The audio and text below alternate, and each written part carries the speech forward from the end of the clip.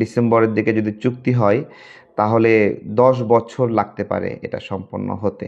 আমরা হলো এতদিন পেতাম এক ফসল, আর বাকি 2 ফসল বন্যার মাধ্যমে নষ্ট করে দিত আর খরার মাধ্যমে নষ্ট করতো। তো সেইটা কাটিয়ে আমরা 3 ফসলই পাবো। এটা কিন্তু 220 থেকে 250 কিলোমিটারের একটা সেচ প্রকল্প হবে। তার মানে বুঝতেছেন প্রায় 4 থেকে 5টা জেলাকে এটা টাচ করবে, যে এর মাধ্যমে আমাদের উত্তরের এলাকাগুলো তিস্তা মহাপ্রকল্পের মাধ্যমে যে জমি অধিগ্রহণ করা হবে সেটা আমাদের কৃষির জমি অধিগ্রহণ যতটুকু হবে তার চেয়ে 3 ফসলি জমি পাওয়ার ফলে আমাদের কৃষিটা খুব ভালো একটা জায়গায় করবে। এইখানে তিস্তা মহাপরিকল্পনায় আপনার হলো চারপাশ দিয়ে মেরিন ড্রাইভ হবে, যেটা ভারত সবচেয়ে ভয় পাচ্ছিল যে আমাদের এখানে সামরিক তৎপরতা যেন না বাড়ে, আমাদের এখানে বিমানবন্দর যেন না হয়।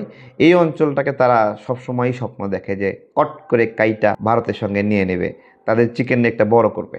তো মেরিন ড্রাইভটা হয়ে গেলে ধরেন আমাদের সামরিক মানে সক্ষমতা বৃদ্ধির একটা ক্ষেত্র তৈরি হবে। আর এখানে শুধুমাত্র চায়না ইনভলভ থাকবে না, এখানে সৌন্দর্য বর্ধনের যে বিষয়গুলো রয়েছে মেরিন ড্রাইভ সহ সামগ্রিক বিভিন্ন প্রকল্পে আমাদের পার্শ্ববর্তী প্রতিবেশী রাষ্ট্র ভুটান এখানে সম্পৃক্ত হবে। আমরা যে প্রতিবার কাঁদি যে একবার বন্যায় ডুবে দেয়, একবার খরায় মারে ভারত, সেই কান্না আমরা আর কাঁদবো না।